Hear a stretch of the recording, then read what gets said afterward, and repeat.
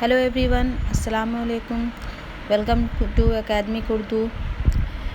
दोस्तों, आज हम लोग जो पढ़ेंगे वो है इब्न इंशा के लिखा हुआ एक सफ़रनामा जिसका नाम है फ़िलिपाइन का सफ़र 1967। और क्योंकि हम लोग पहले सफ़रनामे के बारे में पढ़ चुके हैं कि सफ़र के दौरान अगर हम लोग कोई जर्नी जो करते हैं उसमें जो कुछ भी हम लोग एक्सपीरियंस करते हैं उसको जब एक तहरीरी शक्ल हम लोग दे दें, उसे लिख दें, तो उसको सफ़रनामा कहा जाता है। तो इस सफ़रनामे को इब्न इंशा ने लिखा है। और इब्न इंशा के बारे में हम लोग सबसे पहले पढ़ेंगे तो उनका असल नाम शेर मोहम्मद ख़ान था।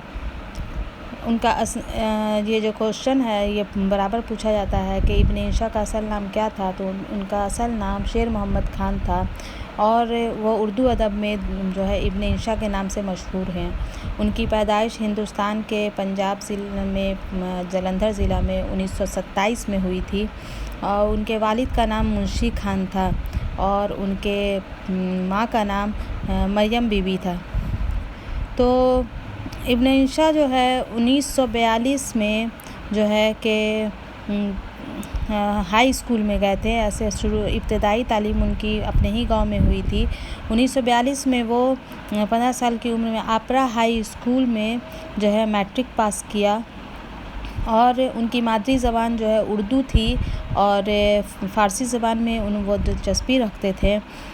और वो अपनी पढ़ाई के ही दौर में शेर कहना शुरू कर दिया था। और उनके जो है शायरी के 2 मजमूए भी पब्लिश हो गए थे उस टाइम में। और लेकिन नस्र निगार भी थे वो बहुत अच्छे, इसलिए उन्होंने जो अपना सफ़रनामा जो जिसके लिए वो फेमस हैं, उन्होंने उसमें भी अच्छा खासा नाम कमाया। 1942 में ही वो अपनी वालदा की बहुत ख्वाहिश पर उन्होंने अज़ीज़ा बीवी से शादी कर ली।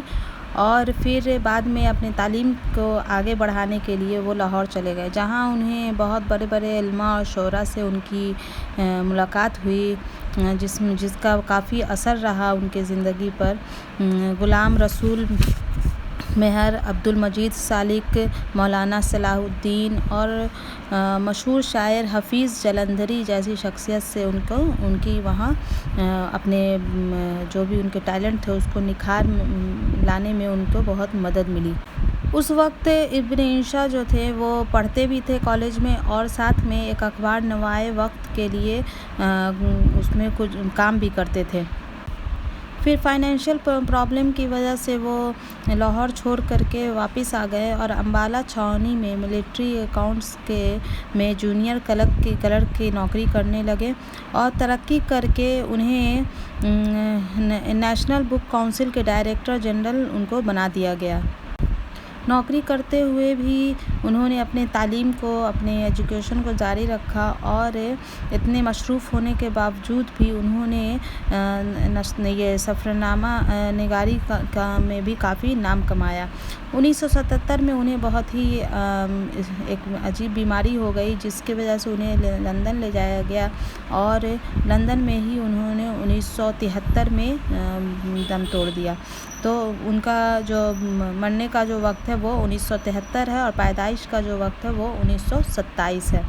अब आगे हम लोग फ़िलिपाइन का सफ़र के बारे में पढ़ेंगे। उसमें इब्न इंशा ने अपने फ़िलिपाइंस, जिसको फ़िलीपींस भी कहते हैं, वहाँ का जो उन्होंने जर्नी की थी उसमें उन्होंने क्या क्या एक्सपीरियंस किया, कैसा वहाँ का माहौल रहा, किस तरह से उन्होंने वहाँ अपना वक्त गुजारा, उसके बारे में उन्होंने ज़िक्र किया है।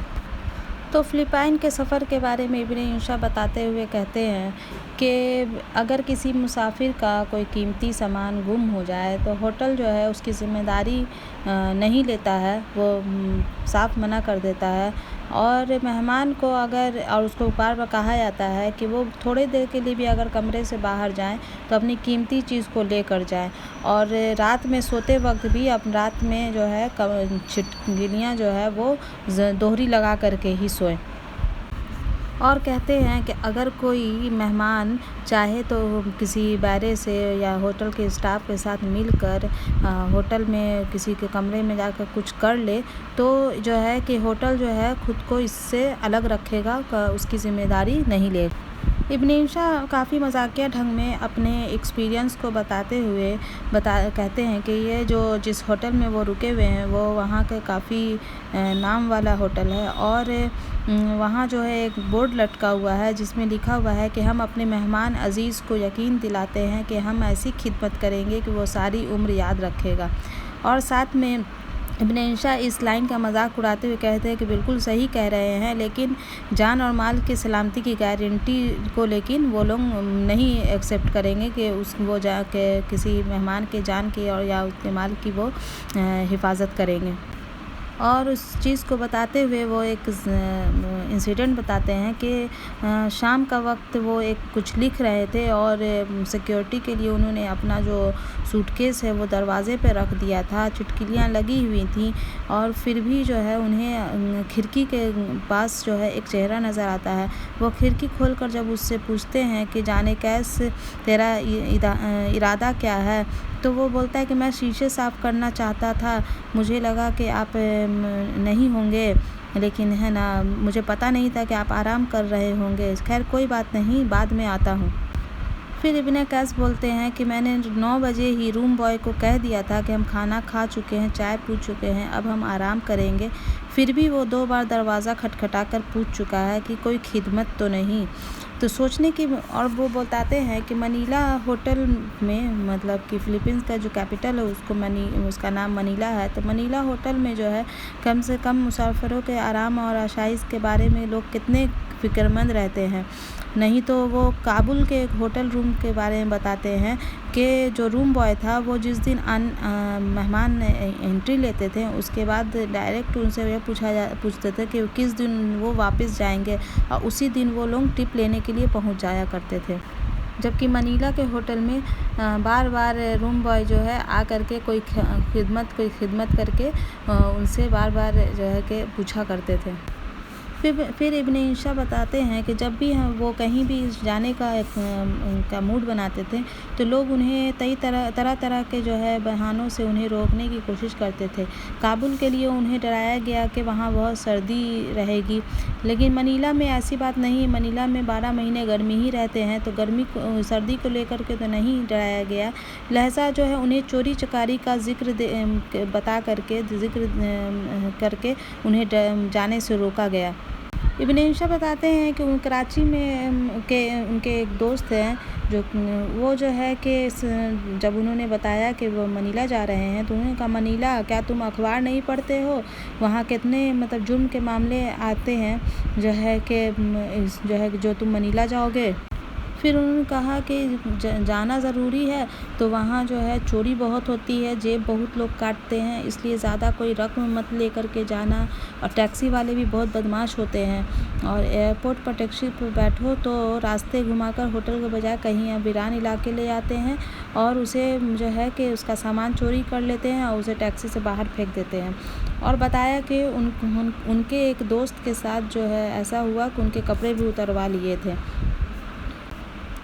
لیکن ابن انشا جانتے تھے کہ یہ فرنگی آدمی ہیں جو کہ کراچی میں رہ رہے تھے، وہ جرمن کے رہنے والے تھے، اور وہ نہیں چاہتے تھے کہ کسی ایشیائی شہر میں وہ جائیں اور وہاں سے ان کا کوئی کسی طرح کا تعلق ہو۔ اور جب ابن انشا جو ہے گئے وہاں منیلا، تو وہاں ان کے ایک دوست تھے، فلپائنی دوست بینی بابو، جن کو انہوں نے پہلے ہی خط لکھ دیا تھا، اور وہ ایک لمبی کار لے کر آ گئے تھے منیلا ایئرپورٹ پر، اور ان کے ساتھ ایک اور بزرگ بھی تھے جو کہ ان کے آؤ بھگت میں لگے ہوئے تھے، اور وہ بھی انڈین تھے، اور یہ ابن انشا نے ان کا شکریہ ادا کیا، اور انہوں نے اس کا ہوٹل میں بکنگ کرا رکھا تھا ابن انشا کا، تو یہ جو ان کا سفر تھا وہ کافی اچھا رہا جتنا کہ لوگ ان کو ڈرا رہے تھے۔ اور یہ ویڈیو کمپلیٹ ہوتا ہے۔ آئی ہوپ یہ ویڈیو آپ لوگ کو پسند آیا ہوگا اور سمجھ آیا ہوگا۔ چینل کو لائک، سبسکرائب اور ویڈیو کو شیئر ضرور کیجیے گا۔ Thank you.